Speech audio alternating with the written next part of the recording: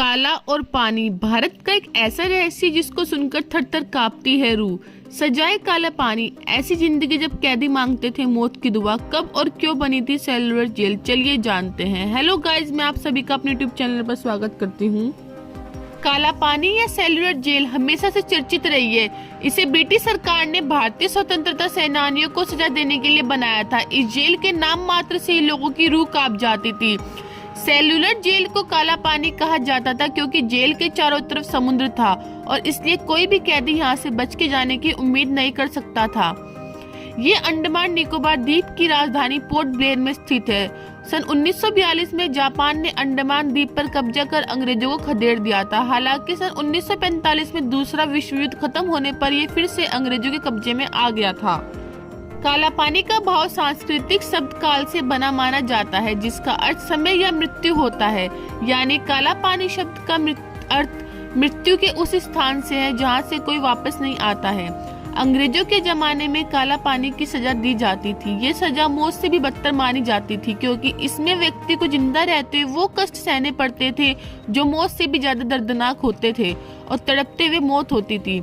Cellular jail Andaman के port Blair में स्थित है। इस जेल को बनाने में करीब 10 साल लग गए थे। इस जेल की 7 ब्रांच थी, जिसके बीच में एक टावर बना हुआ था। यह टावर इसलिए बनाया गया था ताकि कैदियों पर आसानी से नजर रखी जा सके। संभावित खतरे को भांपने के लिए इस टावर के ऊपर एक घंटा भी था। सेलुलर जेल की नींव सन 1897 ईस्वी में रखी गई थी और 1906 में यह बनकर तैयार हो गई थी। इस जेल में कुल 698 कोठरियां बनी थी और प्रत्येक कोठरी 15 × 8 फीट की थी। इन कोठरियों में 3 मीटर की ऊंचाई पर रोशनदान बनाए गए थे ताकि कोई भी दूसरी कैदी से बात न कर सके। काला पानी की सजा कब और किसने शुरू की? सेलुलर जेल का निर्माण कार्य 1896 में शुरू हुआ था, जिसके बाद इस जेल के बनने का काम 1906 में पूरा हुआ था। इस जेल का निर्माण ब्रिटिश सरकार ने करवाया था। इस जेल में ब्रिटिश सरकार भारत के स्वतंत्रता सेनानियों को रखती थी। इस जेल की निर्माण लागत लगभग 5,17,000 थी।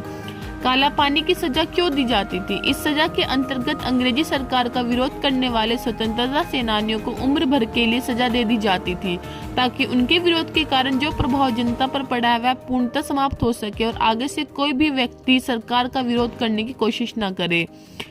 आइए जानते हैं जब पहुंचा था कैदियों का पहला जत्था।